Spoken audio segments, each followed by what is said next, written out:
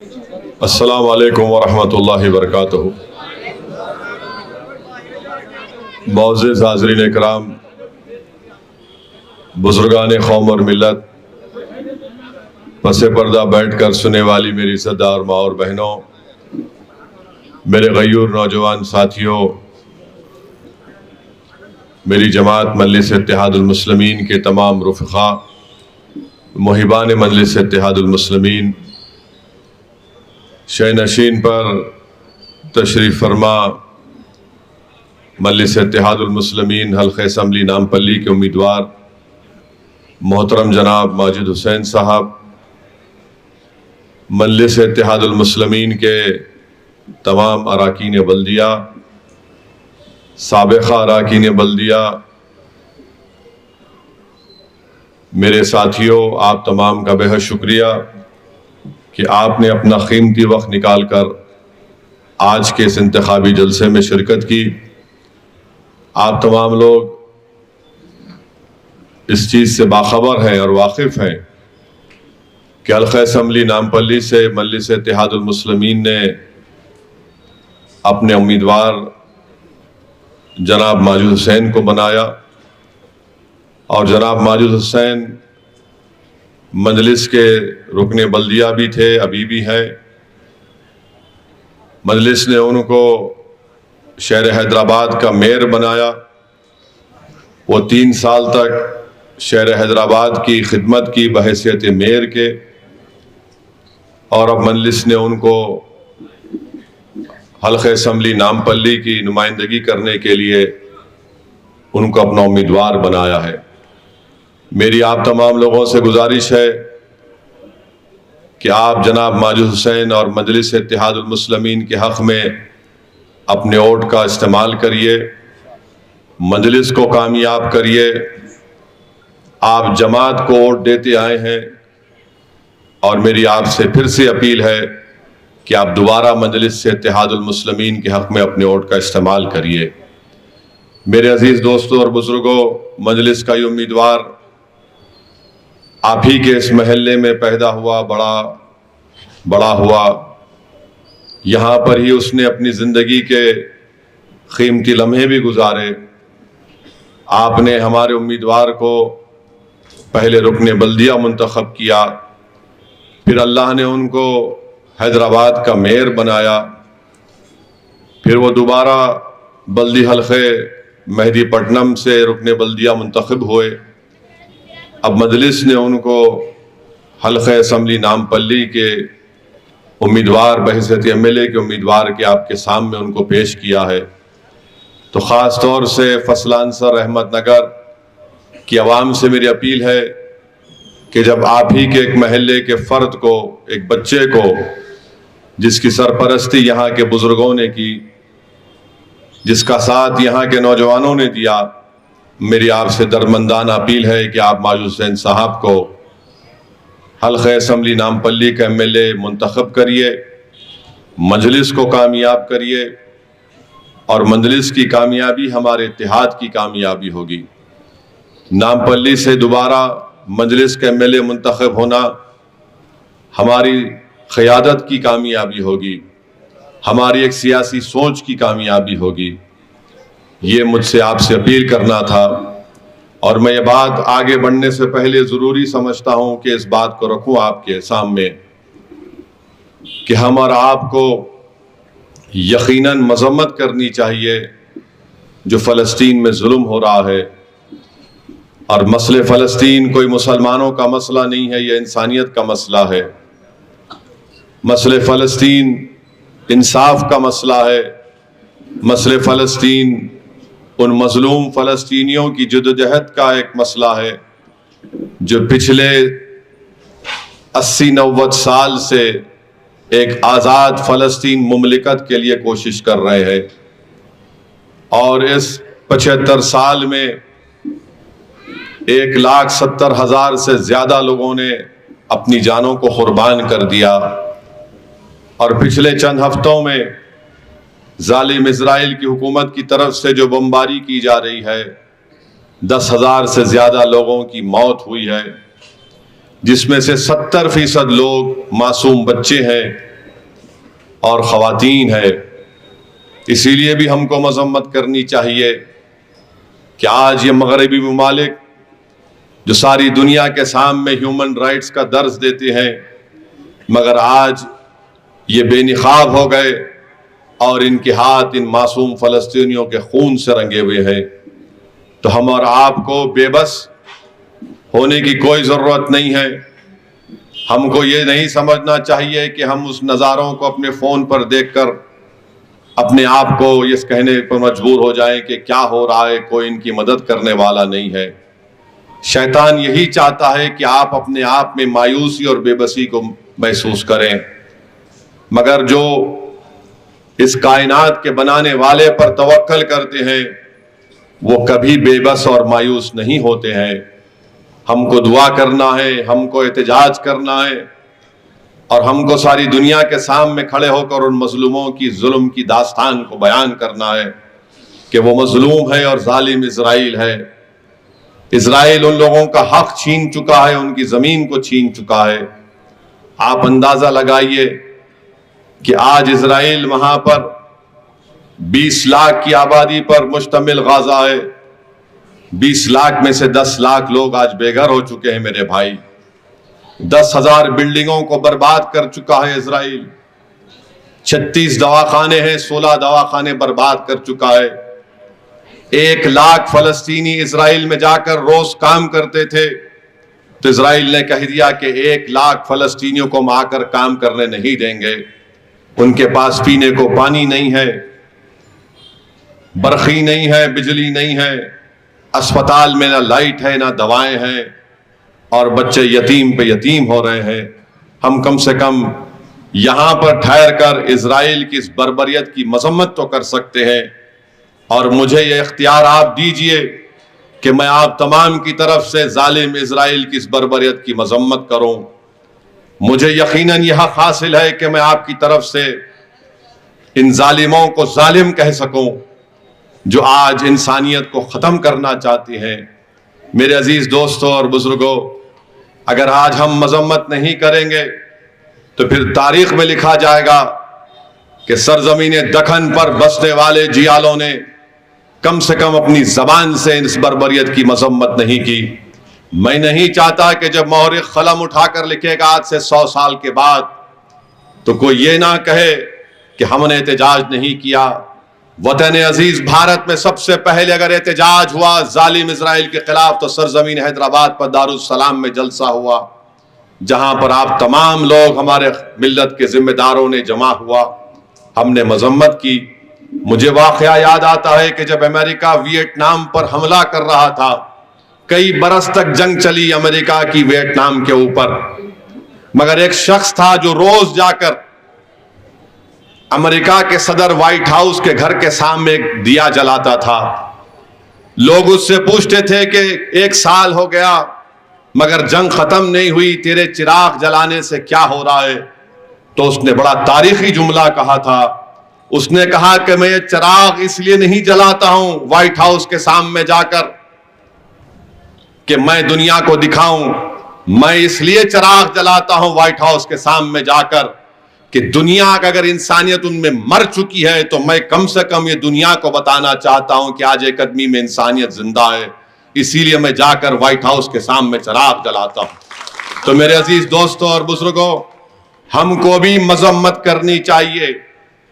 बहुत सी सियासी पार्टियां हैं, मीडिया के लोग मुझसे पूछते हैं कि कांग्रेस ये कह रही है कि असदुद्दीन ओवैसी के पास बोलने को कुछ नहीं है, इसलिए असदुद्दीन ओवैसी फलस्तीन के बारे में बोल रहा है। याद रखो कांग्रेस के पागलों, मेरे पास बोलने को बहुत कुछ है। मैं इतना बोल सकता हूं कि तुम्हारे लोग मेरी बातें सुन के गूंगे हो जाएंगे और जवाब भी नहीं दे पाएंगे। दलील के साथ बोलूंगा। मैं तो कांग्रेस के लोग ये कह रहे हैं कि ओवैसी अपने भाषण में ये कहता है, तो तुम कह दो फलस्तीनियों पर जुल्म नहीं हो रहा है। तुम कह दो कि फलस्तीन में 5,000 बच्चे नहीं मारे गए। तुम कह दो कि 50,000 खवातीन जो आज हामिला हैं उनके पास डॉक्टर नहीं है। तुम कह दो कि 4,000 खवातीन का कत्ल नहीं हुआ। तुम कह दो कि 10 लाख लोग बेघर नहीं हुए। ये कोई सियासी मसला नहीं है, ये तो महात्मा गांधी ने कहा था। कांग्रेस महात्मा गांधी को भूल चुकी। कांग्रेस भूल चुकी है कि महात्मा गांधी ने कहा था कि फलस्तीन अरबों की सरजमीन है। कांग्रेस भूल चुकी इंदिरा गांधी के उस बयान को कि जब यासिर अराफात से नॉन अलाइंड मूवमेंट की कॉन्फ्रेंस दिल्ली में हुई थी तो फिडेल कास्ट्रो और यासिर अराफात आए थे, तो किसने कहा था इंदिरा गांधी को ये मेरी बहन है? किसने कहा था कि अराफात, यासिर अराफात मेरा भाई है? हमारे मुल्क की हमेशा ये पॉलिसी रही कि हमने एक अलहदा फलस्तीन मुल्क की तायीद की। हमने फलस्तीनियों से इजहार यकजहती के लिए स्टैम्प को जारी किया, बल्कि ये हुकूमत जो हिंदुत्व के एजेंडे पर चलती है, नरेंद्र मोदी जिसके वजीर आजम है, उन्होंने भी कह दिया कि हम अलहदा फलस्तीन मुमलिकत के कायल हैं। तो फलस्तीन इंसाफ का मसला है।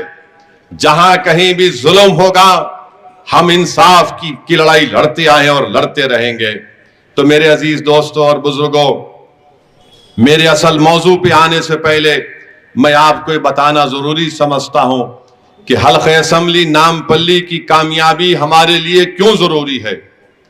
सातों असम्बली हल्के जात पर जहां पर मजलिस के एमएलए हैं, वहां पर मजलिस की कामयाबी क्यों जरूरी है। बल्कि जो अलहदा असम्बली और इजाफा हम लड़ रहे हैं, 3 लड़ रहे हैं, 9 लड़ रहे हैं, राजेंद्र नगर, जुबली हिल और आपके राजेंद्र नगर, जुबली हिल जो हम लड़ रहे हैं, वहां पर मजलिस के उम्मीदवारों की कामयाबी क्यों जरूरी है और कौन इसको रोकना चाहता है। मेरे अजीज दोस्तों और बुजुर्गों, मजलिस पूरे मुल्क में एक अलहदा अपनी सियासी शनाख्त रखती है। भारत में चाहे कुछ भी कहीं पर हो जाए, चाहे मीडिया हो या बड़ा बड़ा सियासतदान हो, चाहे बीजेपी हो, आरएसएस हो, कांग्रेस हो, कोई भी हो, सब ये देखता है कि हैदराबाद से शेरवानी क्या बोलने वाला है। सब यही देखते हैं कि पैगाम क्या दिया जाएगा, और सब ये जानते हैं कि ये वो जमात है जो 65 साल से सियासी जिद्दोजहद करती आई है। ये सब लोग जानते हैं कि इस जमात को आज जो मुकाम मिला अल्लाह के फजलो करम की वजह से मिला। इस जमात को आज अगर अहमियत और ताकत मिली तो हमारे बुजुर्गों की कुर्बानियों की वजह से मिली। इस जमात की आज अगर पहचान है तो इसलिए है कि इस जमात के लिए हमारे बुजुर्गों ने जेल की सोबतों को बर्दाश्त किया। इस जमात में आज अगर ताकत है तो हमारे बुजुर्गों पर झूठे इल्जाम लगाए, मगर उन्होंने उन इल्जामात की परवाह नहीं की और मजलूम अक़लियतों के लिए, दलितों के लिए, कमजोरों के लिए एक सियासी आवाज मजलिस आज बन चुकी है। इसीलिए ये नहीं चाहते कि अक़लियत हो, दलित हो, मजलूम हो, कमजोर हो, पिछड़ा हो, उसकी एक सियासी आवाज या ताकत अवाम के दरमियान में बचा रहे। ये सब मजलिस को कमजोर करने का एक ख्वाब देखते हैं, मगर अल्लाह का फजल और करम रहा, नबी करीम सल्लल्लाहु अलैहि वसल्लम का सदका रहा, अहले दिल की दुआएं थीं और हैं और रहेंगी कि इन तमाम के अज़ाइम, नापाक अज़ाइम को अल्लाह ने शिकस्त दी। मुझे यकीन है कि आने वाले असम्बली इंतखाबात में भी इनके नापाक अज़ाइम एक ख्वाब बनकर चुकनाचूर हो जाएंगे और अवाम इत्तेहाद की ताकत और क़ुव्वत के बलबूते पर मजलिस के उम्मीदवारों को कामयाब और कामरान करेगी।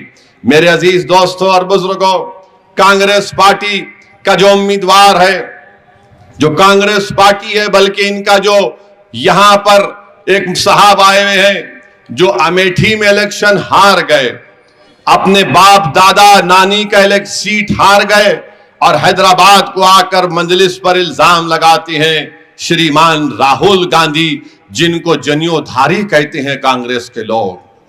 तो श्रीमान ने कह दिया कि मजलिस पैसे लेती है। अरे राहुल गांधी, तुम नहीं जानते हमको, हम अपने जमीर का सौदा करने वाले नहीं है, हम अपने ईमान का सौदा करने वाले नहीं है। मगर बताओ राहुल गांधी, तुमने स्मृति ईरानी से कितनी पैसे लिए? तुम इलेक्शन तो हार गए स्मृति ईरानी से, तो स्मृति ईरानी से तुम्हारी क्या डील हुई? मैं तो नहीं लड़ा वहां पर।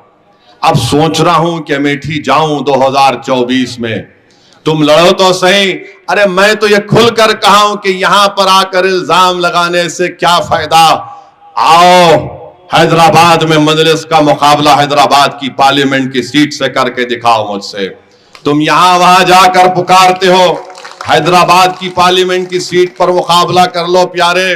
तुम अमेठी तो नहीं जाओगे, तुम वायनाड ही जाओगे।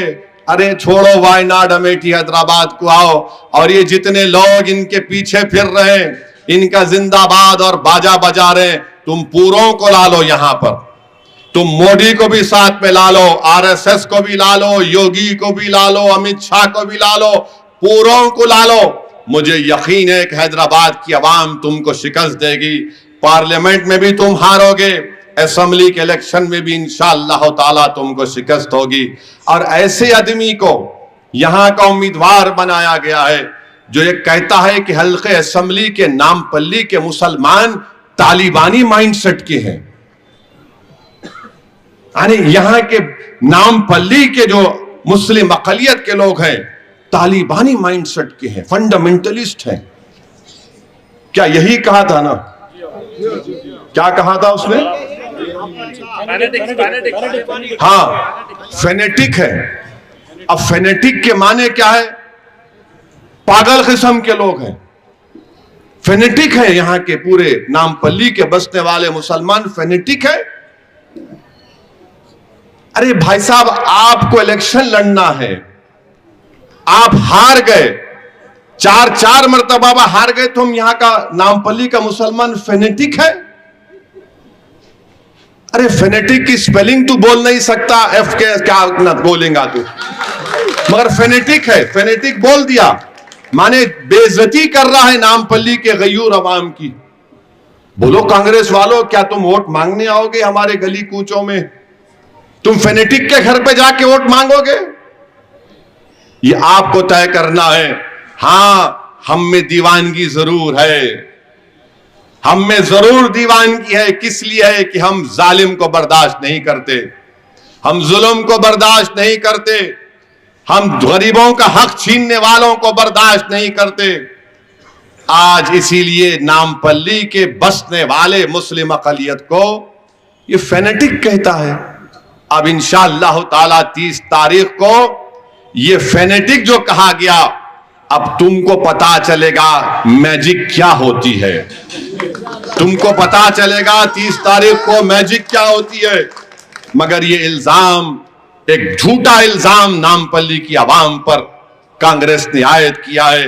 हार रहे तो बोलो इनको फेनेटिक है, तुम हार रहे तो फेनेटिक है। ये इनकी सोच है। और मैं आपको बताना चाह रहा हूं कि 30 तारीख को आपको मंजलिस को वोट क्यों देना है। कोविड हुआ था, कोविड की 2 वेव हुए थे, पहली वेव और दूसरी वेव। आप जहां तक मेरी बात जा रही है, आप अपने दिल पर हाथ रखकर मेरी इस बात को सोचिए मेरे अजीज दोस्तों, मेरी इज्जतदार मां और बहनों।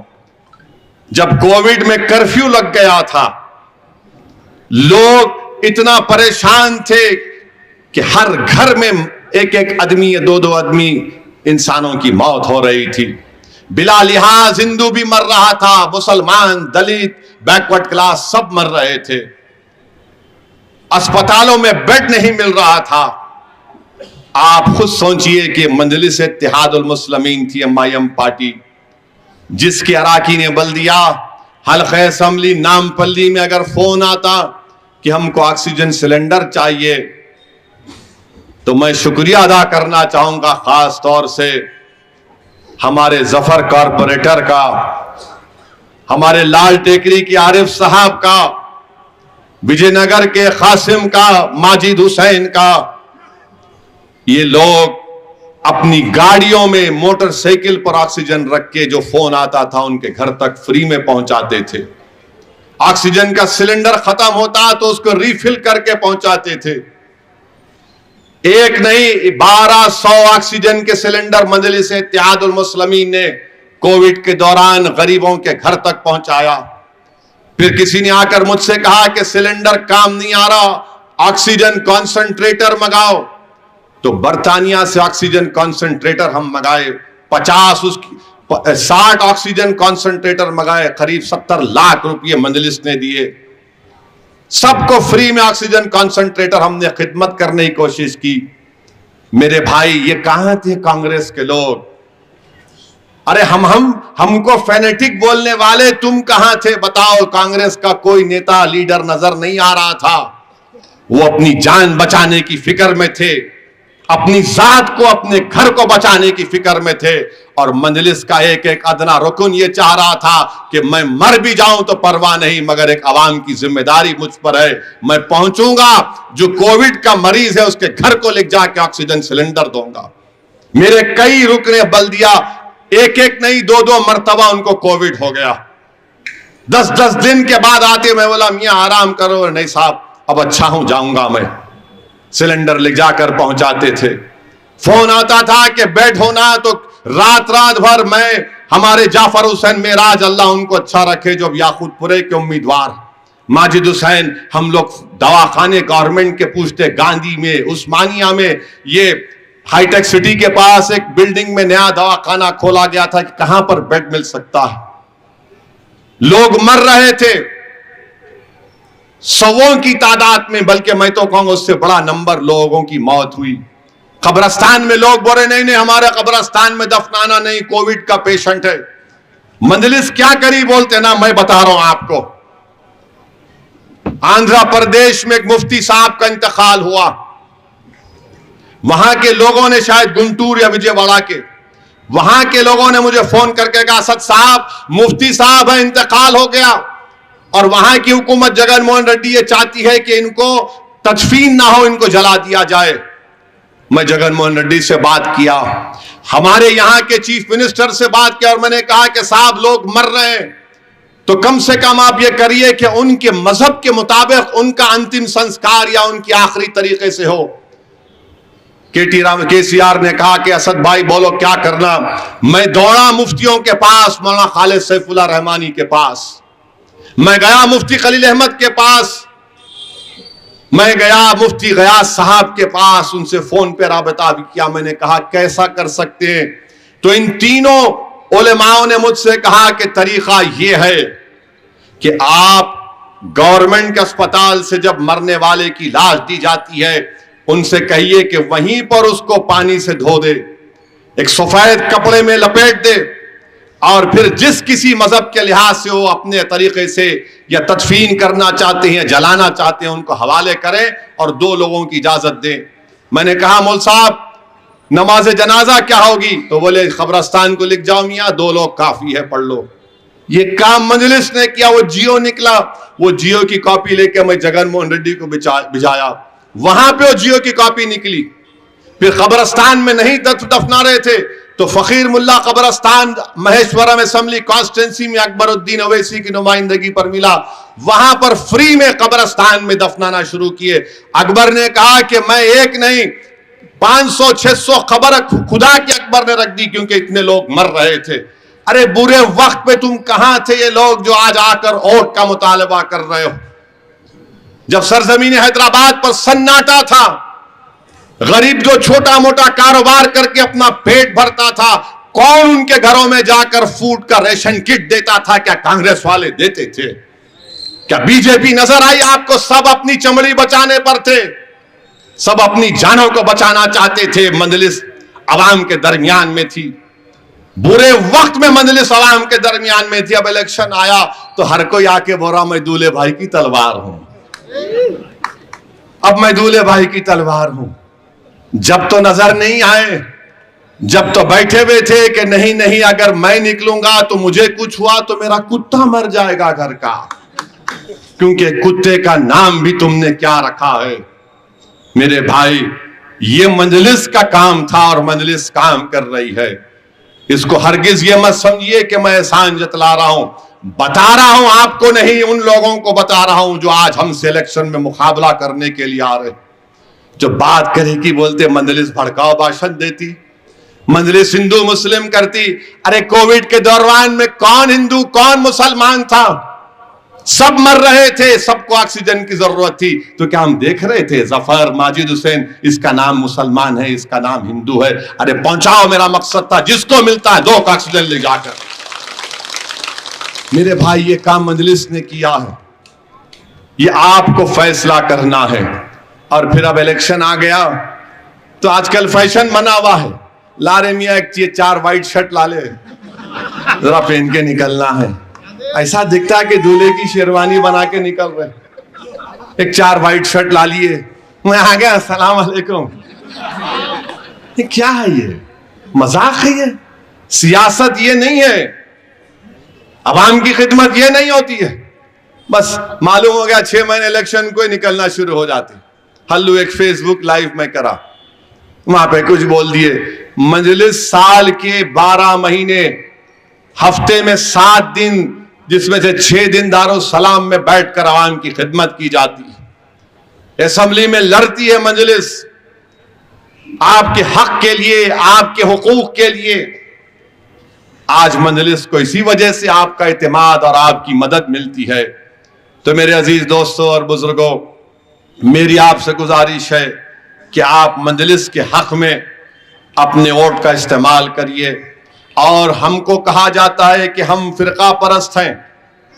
मैं पूछना चाहता हूं कांग्रेस के लोगों से, मध्य प्रदेश में कमलनाथ इनका साबिका चीफ मिनिस्टर है, अब चीफ मिनिस्टर बन सकता है मध्य प्रदेश में। मध्य प्रदेश का कांग्रेस का साबिका चीफ मिनिस्टर यह बयान देता है कि राजीव गांधी ने बाबरी मस्जिद के ताले खोले थे, इसी वजह से आज वहां पर मंदिर बनने जा रही। हम पूछना चाहते हैं कांग्रेस के लोगों से, बताओ क्या यह सच्चाई नहीं है? मैं शुरू से कह रहा था कि ये लोग जिम्मेदार हैं। 1948-49 से आप देख लो, 6 दिसंबर 1992 तक ये पूरे के पूरे लोग थे। कमलनाथ ने वही बात कही जो मैं कह रहा था। मैं पूछना चाहता हूं राहुल गांधी, क्या तुम्हारे वालिद ने ताले खोले थे? नहीं खोले थे। मैं पूछना चाहता हूं ये लोग जो आज हैदराबाद की सड़कों पर फिर रहे हैं, मजलिस पर उंगली उठा रहे हैं, बताओ क्या तुमने ताले खोले थे या नहीं खोले थे? बताओ, बताओ, इसका जवाब दो।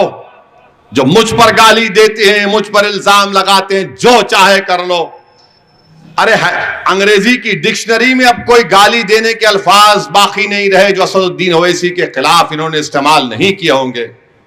और जिसको नहीं मालूम, उर्दू में डिक्शनरी को फेरोजुल लुगात कहते हैं। फेरोजुल लुगात का भी इस्तेमाल कर लो, जितनी गाली देना है दो, मगर मैं ये जो कह रहा हूं सच्चाई है नहीं है तो क्या है बताओ। मेरे अजीज दोस्तों और बुजुर्गों, ये कमलनाथ का बयान पर कोई कांग्रेसी कुछ नहीं बोलेगा, राहुल गांधी कुछ नहीं बोलेंगे, बल्कि मैं तो कह रहा हूं कि जनवरी में जो तकरीब होने वाली है, नरेंद्र मोदी को राहुल को भी साथ ले जाना चाहिए, क्योंकि राम और शाम की जोड़ी रहेगी। इनके पप्पा ने शुरू किया और आरएसएस के बेटे मोदी ने उसको पूरा कर दिया, तो दोनों को जाना चाहिए। मोदी जी, राहुल को भी उनका हक अदा करने दो। आप दोनों जाइए, आप दोनों एक हैं, आप दोनों में कोई फर्क नहीं है। एक जरा ज्यादा गुस्से में बोलता, एक जरा फिरा फिरा के अंग्रेजी में हिंदी में बोलता बेचारा। अब हिंदी उर्दू में बोलने के लिए हिज्जे करना पड़ता उनको। हिज्जे करने के माने मालूम आपको? हिज्जे करना किसको बोलते? हिज्जे करना ऐसा है, अब यहां लिख दिए, असदुद्दीन ओवैसी टेक्स मनी, तो उन्होंने हिज्जे करके बोलते असदुद्दीन, हिज्जे करके बोलते, उसको हिज्जे करना बोलते। लिख के दिए तो भी देख के नहीं बोल सकते बेचारे। आसाम का त्रिपुरा का इलेक्शन लड़े, नहीं लड़े जाके ऐसा बोल रहे कि नहीं मालूम क्या हुआ, नहीं मालूम, ऐसा चीख मार इन्होंने लड़े आसाम। मेरे को आसाम से फोन आया एक मौलाना का, ए भाई तुम आसाम का इलेक्शन नहीं लड़े, ये बोल रहा है। मैं आऊंगा फिर, अब बोले तू आजा, अब तो जवाब देंगे इनको हम। त्रिपुरा का नहीं लड़े, नहीं मैं त्रिपुरा जिंदगी में नहीं गया, नहीं त्रिपुरा का इलेक्शन लड़े, नहीं मालूम क्या खा के आते, क्या सूंघ के आते, नहीं मालूम मेरे को। अब कल से मोदी साहब आएंगे, स्टीयरिंग ओवैसी के हाथ में है भाइयों बहनों। उसके बाद उनके छोटे भाई आएंगे राहुल, बी टीम है, बी टीम है। ऐसा नजर आता है कि मोदी और राहुल को ख्वाब में खाली मैं ही दिखता हूं, दूसरे कोई नजर ही नहीं आते उनको। स्टीयरिंग इनके हाथ में है, बी टीम मैं हूं।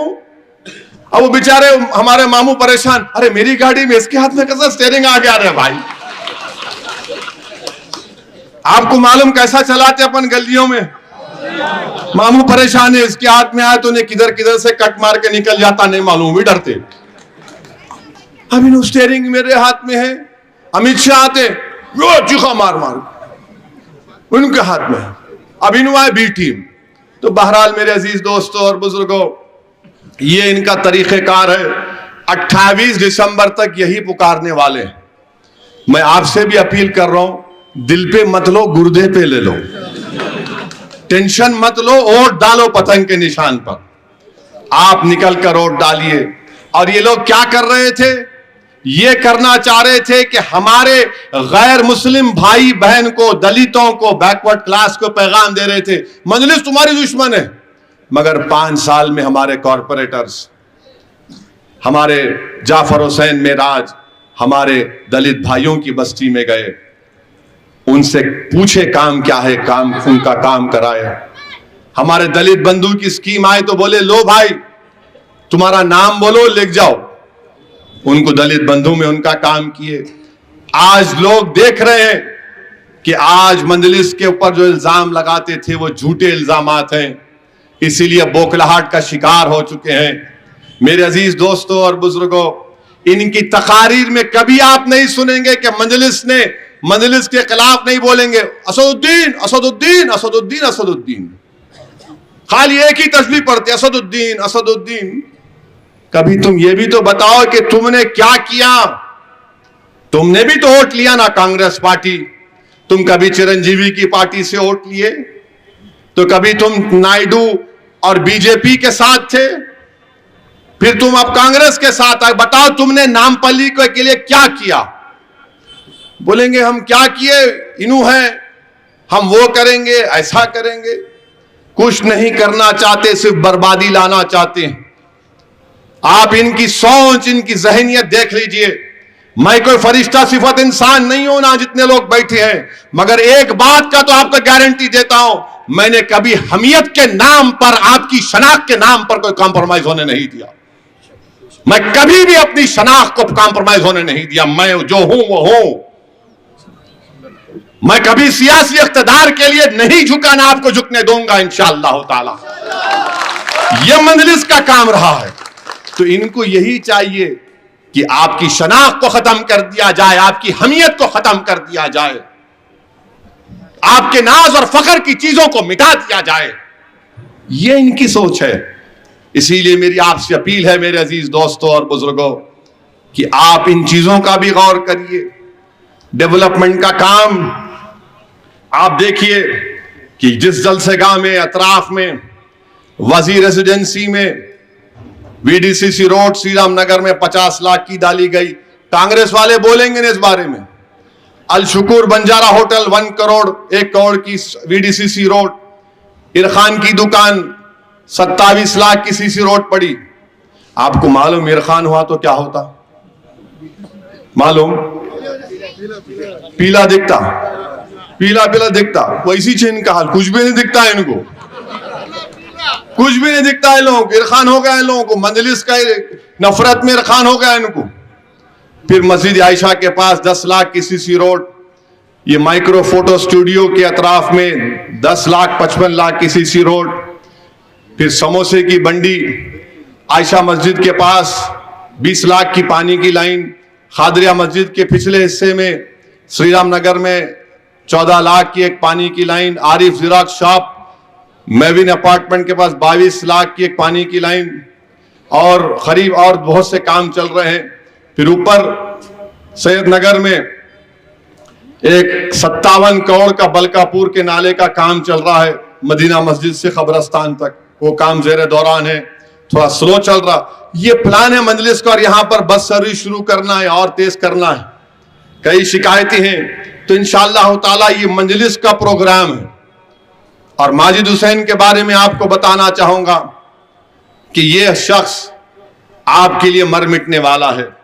इस शख्स में, इस नौजवान में गरीबों के लिए, कमजोरों के लिए कूट कूट के उनकी तकलीफ और उनकी दर्द को महसूस करता है। ये मैं इसलिए कह रहा हूं कि हमारे बड़े लोग बोलते हैं कि किसी की फितरत को पहचानना है तो सफर करके देखो उसके साथ, बोलते ना, या घर बसा के देखो या सफर करके देखो। अब उन्होंने घर बसा लिए, उन्होंने नहीं बसाए, समझे ना? हाँ, तो इन्होंने घर बसा लिए माशाल्लाह। सफर में इनके साथ, ये मेरे साथ कर चुके हैं, मैं देखा हूं उनको। इनको एक ही बुरी आदत है, फूकने की। अल्लाह करे वो भी छूट जाए, छुप छुप के फूकते। मैं उनसे कह रहा हूं कि बाबू फूकना छोड़ो, सफर में सब मालूम हो जाता। आप सफर करो किसी के साथ 3-4 दिन, मेरे बारे में उनको मालूम होगा मैं क्या करता हूं, कैसा हूं, क्या हूं। नहीं बोल रहे होंगे शर्मा के या डर के कि आइंदा टिकट देते कि नहीं देते कि 2800 रुपये, मगर मैं इस पोजीशन में हूं तो बोल सकता हूं फूकना छोड़ना चाहिए इनको। और जितने लोग फूकते हैं उनको भी फूकना छोड़ना चाहिए। फूकना अच्छा नहीं है, आपकी सेहत के लिए, फेफड़ों के लिए अच्छी चीज नहीं है। बीमार पड़ गए तो फिर लेके जाता आपको नीचे तक उन्हें। तो बहरहाल इनके साथ सफर किया हूं और इनके पास एक दिल है, इंसानियत है, जज्बा है, तड़प है। मैंने इस शख्स को कई बार रोते हुए देखा बिहार में। और क्यों रोने की वजह क्या थी कि साहब इलेक्शन में क्या होगा साहब। बिहार जा जाकर माजिद काम किए, सीमांचल की वो जमीन पर, सल्लाख जमीन पर खुद जा जाकर वहां पर काम किए अपनी मजलिस के जिम्मेदारों के साथ। तो मेरे अजीज दोस्तों और बुजुर्गों, जो आपकी खिदमत करने का एक जज्बा रखता है, जो तड़प है, और मजलिस की यही सोच है कि मजलिस जिस किसी को भी टिकट देती, मैं उनसे यही कहता हूं कि भाई आप कुछ भी होंगे मगर गरीबों की तकलीफ को, कमजोरों की तकलीफ को अपने सीने में महसूस करो, उनकी तकलीफ को समझो। आप, हम कोई फरिश्ता सिफत इंसान नहीं है, हम में बहुत कमजोरियां हैं, मगर जब आपके पास एक खबर पहुंचती है, कोई आपके पास गरीब आता है, अपनी फरियाद लेकर आता है, कोई फोन करता है, तो भाई कुछ करो, मदद करने की कोशिश करो। मेरे अजीज दोस्तों और बुजुर्गों, मेरी आपसे अदबन गुजारिश है कि 30 नवंबर के दिन अपना एक एक वोट पतंग के निशान पर बटन दबाइए, एक एक वोट का इस्तेमाल करिए। ये इनकी कोशिश एक ही है। यहां पर बीजेपी, कांग्रेस सब मिलकर मुकाबला कर रहे हैं। यहां पर बीजेपी और कांग्रेस मिलकर मुकाबला कर रहे हैं। मैं जानता हूं क्या क्या चीजें हो रही हैं, मगर मुझे मालूम कि वो अपनी साजिश में नाकाम साबित होंगे। इंशाअल्लाह ताला वो अपने नापाक अज़ाइम में अल्लाह उनको शिकस्त देगा। मुझे यकीन है कि अल्लाह आपके दिलों में मजलिस की मोहब्बत को और मजबूत करेगा। मुझे यकीन है कि जमात को आपके बुजुर्गों ने अपने खून पसीने से सींचा और उसको मजबूत किया। मुझे यकीन है कि आप जो हमारे बुजुर्गों के जानशीन हैं, आप उसको और मजबूत करेंगे। मेरे भाई, बहुत सी बातें हैं, मगर अभी इलेक्शन शुरू हुआ है, मगर इसका जवाब हम देते रहेंगे। मगर आपसे गुजारिश है कि अपना पोलिंग परसेंटेज बढ़ाइए, अपना पोलिंग परसेंटेज बढ़ाइए। आप हरगिज ये मत समझिए अरे मियाँ ये जीत रहे क्या फायदा, नहीं मेरे भाई, आपको वोट देना है, भारी अक्सरियत से आपको कामयाब करना है। पहले से ज्यादा रिकॉर्ड वोटों की तादाद से मजलिस को आपको यहां पर कामयाब करना है। बल्कि मैं तो आपसे कह रहा हूं कि सिर्फ जमात को देखो, आप ना सदुद्दीन को देखो, ना माजिद को देखो, ना किसी को देखो, ये जमात आपकी है मेरे भाई। मुझे नहीं मालूम कि मैं इस दुनिया में कब तक रहूंगा या आप कब तक रहेंगे, मगर याद रखो जमात तो रहेगी इंशाअल्लाह ताला। अगर जमात रहेगी तो हम सबका फायदा है, हम सबका फायदा है। अगर आज असद को कोई इज्जत मिली तो जमात से मिली, अल्लाह के फजलो करम से मिली।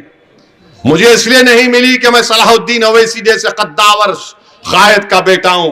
मुझे पहचान अगर मिली तो अल्लाह के फजलो करम से, नबी करीम सल्लल्लाहु अलैहि वसल्लम के सदक़े की वजह से और मजलिस की वजह से मिली। अगर आज मुझसे दुश्मनी कोई करता है तो इसलिए करता है कि मंजलिस की वजह से एक मंजलिस का सिपाही है।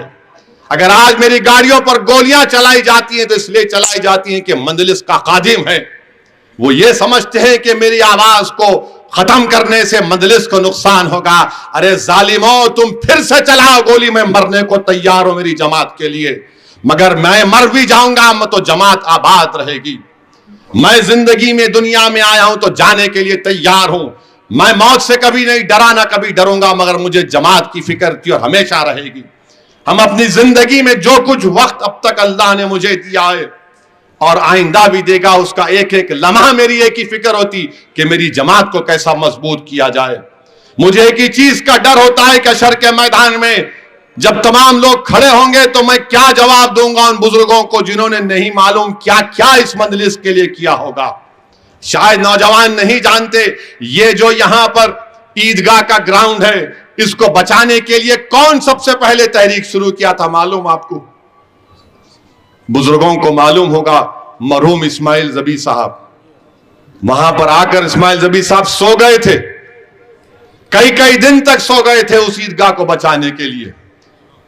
ये मंजलिस के इस्माइल जबी साहब थे रहमतुल्लाह अलैह, अल्लाह उनकी मग़फ़िरत करे।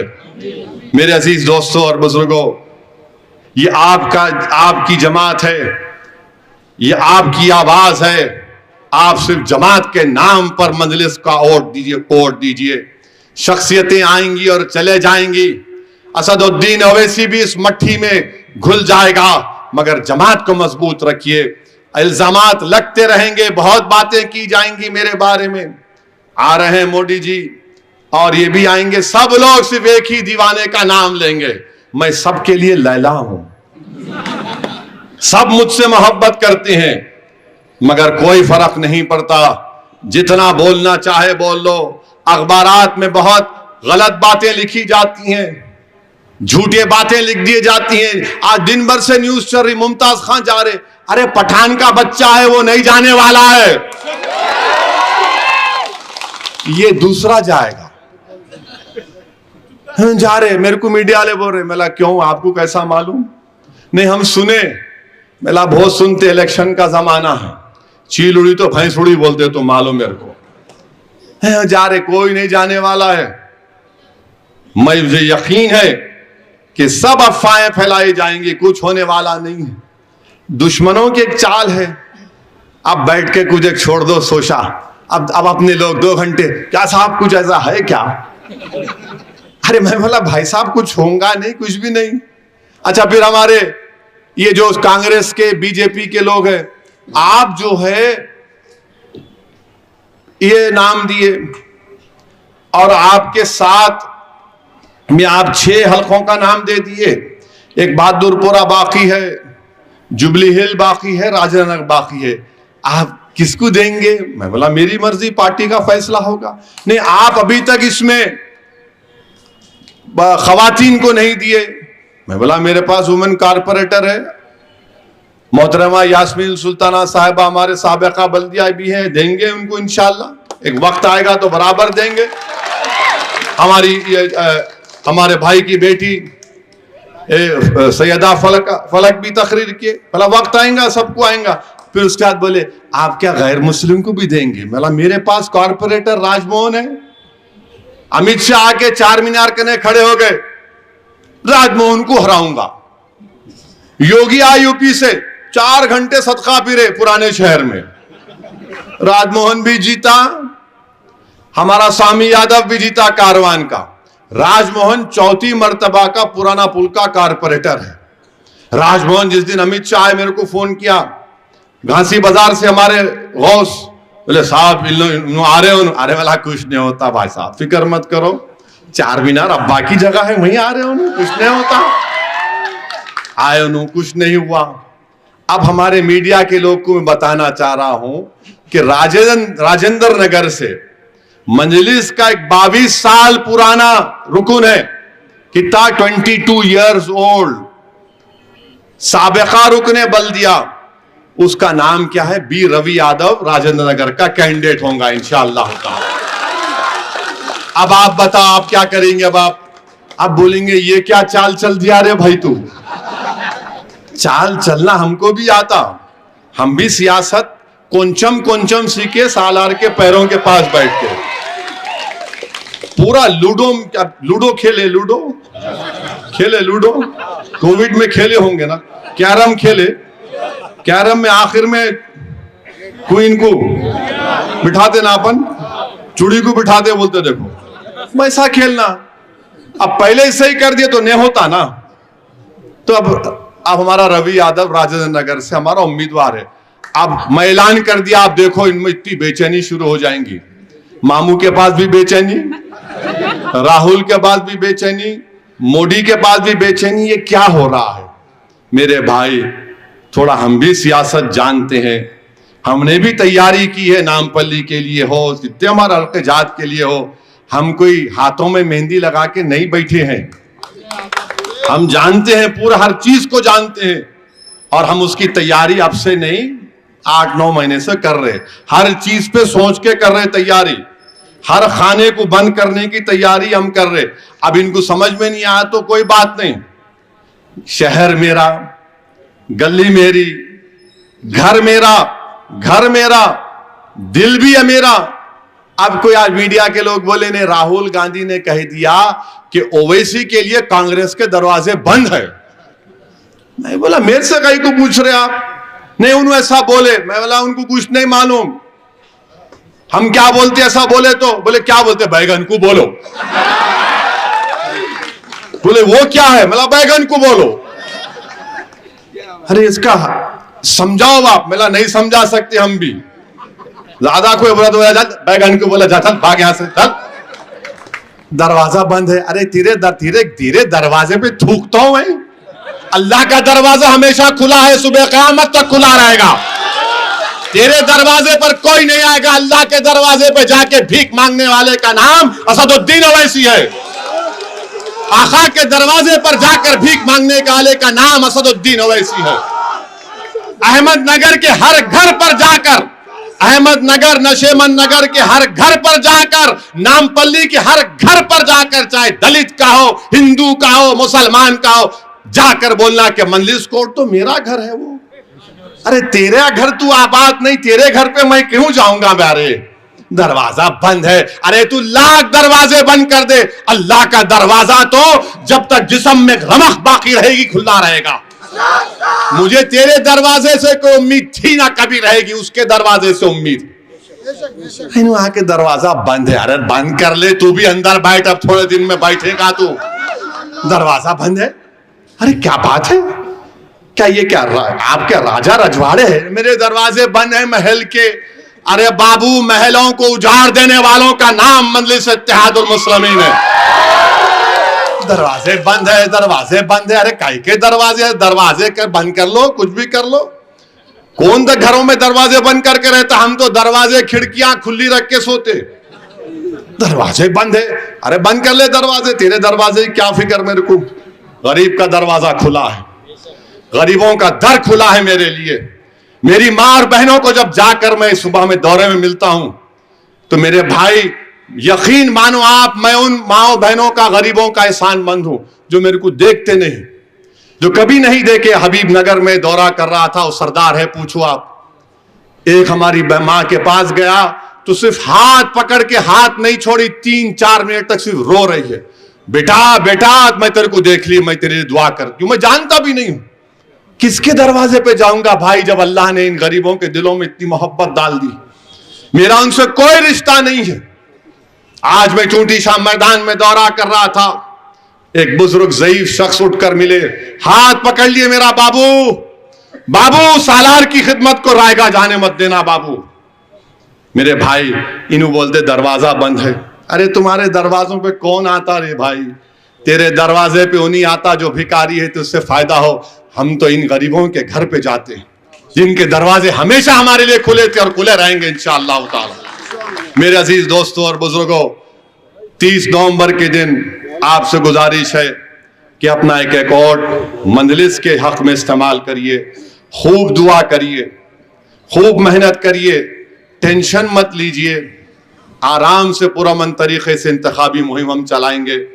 कुछ भी नहीं होने वाला है, सिर्फ कामयाबी मंजलिस का एमएलए मुंतखब होगा। ये सोचकर इस बात को ज़हन में रख लिए कि हम कामयाब होंगे इंशाअल्लाह ताला। और आपको मजलिस को कामयाब करना है, शख्सियत को नहीं।